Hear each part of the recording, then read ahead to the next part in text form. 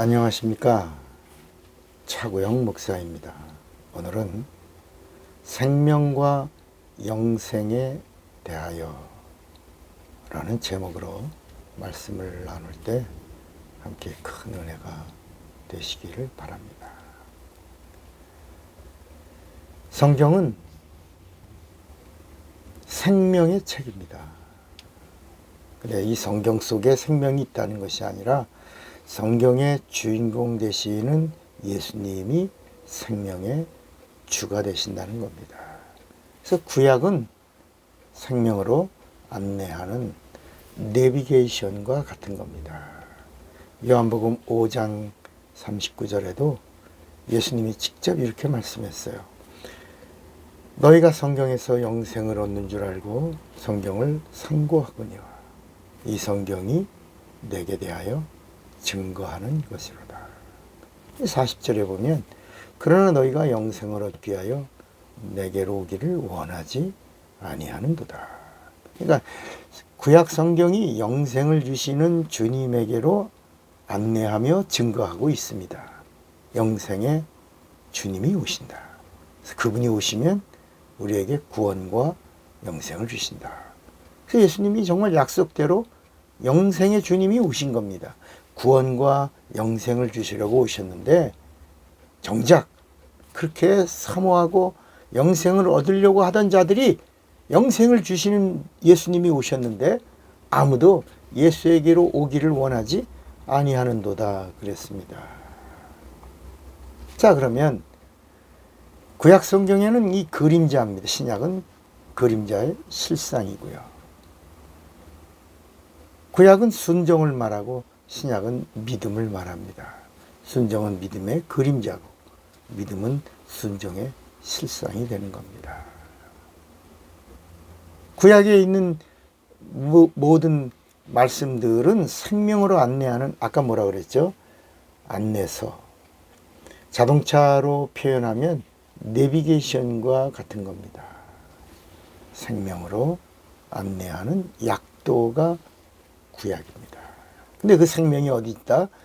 레위기 1장 17절에 보면 생명은 피에 있다. 그래서 구약에는 짐승의 피를 뿌리는 겁니다. 그래서 짐승의 피를 뿌리면서 육체를 정결케 하는 일을 한 겁니다.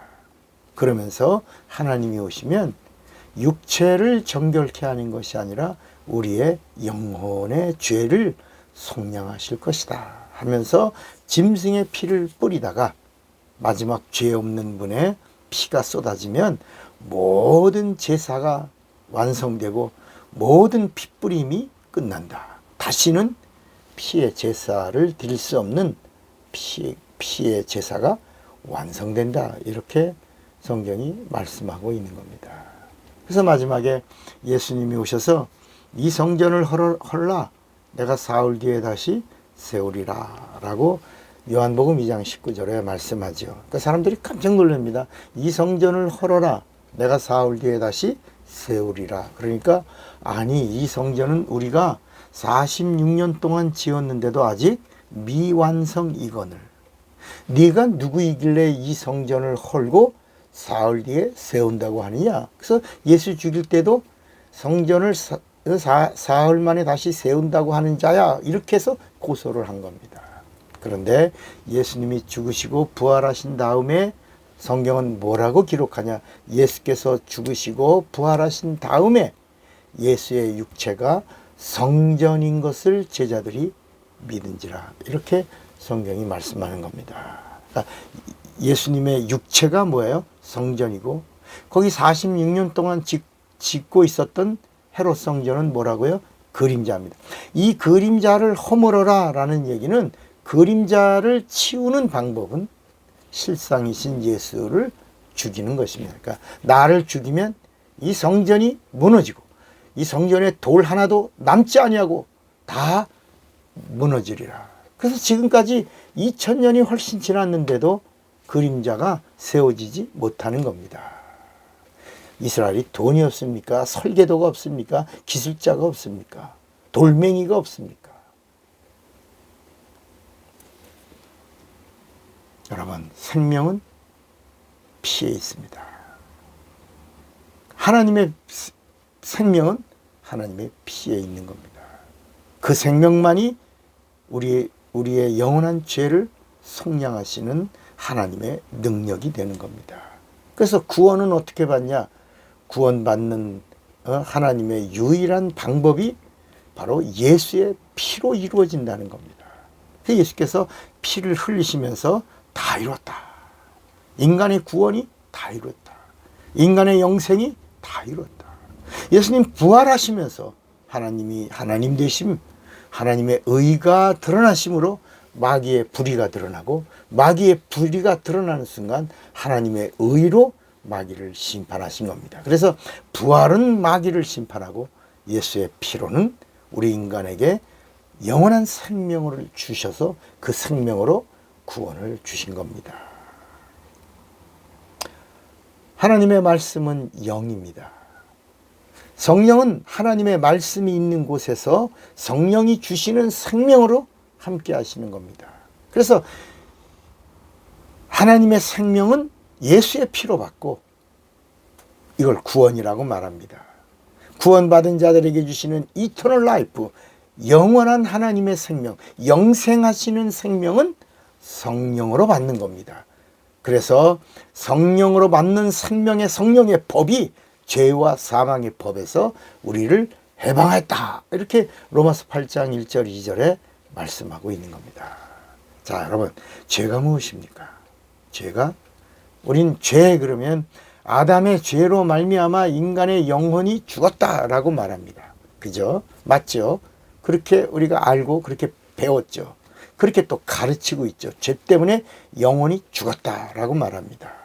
정말일까요? 물론 틀린 말씀은 아니지만 이건 초보라는 겁니다. 죄로 말미암아 영혼이 죽었다라고 말하는 것은 초보라는 겁니다. 신앙의 초보, 믿음의 초보입니다. 이 초보를 벗어나서 장성한 데까지 성경은 나아가라라고 말씀합니다. 그러면 아담의 죄로 말미암아 정말 인간의 영혼이 죽었나요? 맞나요? 그러니까 아담의 죄로 영이 죽었냐? 뭐가 죽었냐?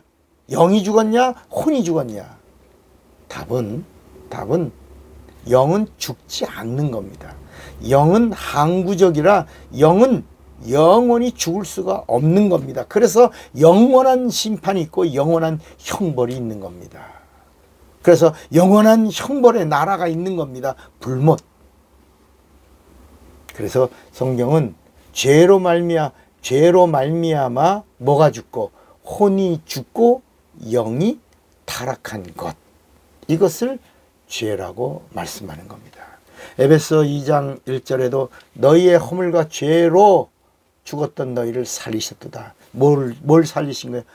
우리의 혼이 살았다. 우리 혼이 살고 육이 살았다. 혼이 살으니까 영이 회복된 겁니다.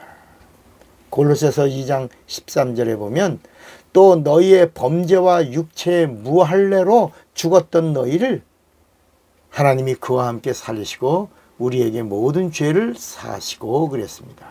그러니까 예수의 피와 살은 혼을 살려주고 타락한 영을 회복시켜 주신 겁니다. 이제 하나님께로 돌아온 자가 되게 한 겁니다. 누구 믿으면? 예수 믿으면 타락한 영이 돌아오고 죽은 혼이 살아나서 이제는 하나님과 지정의 인격을 총동원하여 하나님과 관계를 맺을 수 있는 겁니다. 이 돌아왔다. 본래의 자리로 돌아왔다. 이것을 의라고 말하는 겁니다. 의가 뭐라고요? 본래의 자리로 돌아왔어요. 죄 있는 자가 죄 없는 자리로 돌아온 겁니다. 본래는 죄가 있었어요? 없었어요? 본래는 하나님이 인간을 지으실 때 본래 죄가 없던 자입니다. 그런데 죄 없던 자가 다시 마귀에게 속하여 죄를 졌어요. 혼이 죽고 영이 타락했어요. 근데 우리가 예수를 믿었어요. 예수를 믿는 순간 예수의 피의 효력이 우리의 죽은 혼을 살렸어요. 타락한 영을 회복시켰어요. 그래서 하나님께로 우리가 돌아왔어요. 이 돌아온 것을 의롭다고 하고, 이 의롭다 한 자들을 구원받았다고 하고, 이 구원받은 자들에게 성령이 주시는 생명이 바로 이터널 라이프, 영생이라고 하는 겁니다. 그래서 예수께서 예수 믿고 돌아온 자들에게 성령을 받으라 이렇게 말씀한 겁니다. 이제 의로운 자가 되어 하나님께로 돌아와서 하나님과 영원한 관계가 회복되었다면 성령을 받으라는 것입니다. 성령으로 예수를 알고 성령으로 예수를 믿고 성령으로 예수의 부활의 증인이 되라고 말씀하는 겁니다. 오직 성령이 너에게 임하시면 너희가 권능을 받고 예루살렘과 온 유다와 사마리아와 땅끝까지 이르러 나의 증인이 되어 살아라 이렇게 말씀하신 겁니다. 여러분 정말 생명을 얻은 자로 성령과 함께 승리하시기를 바랍니다. 차고영 목사입니다.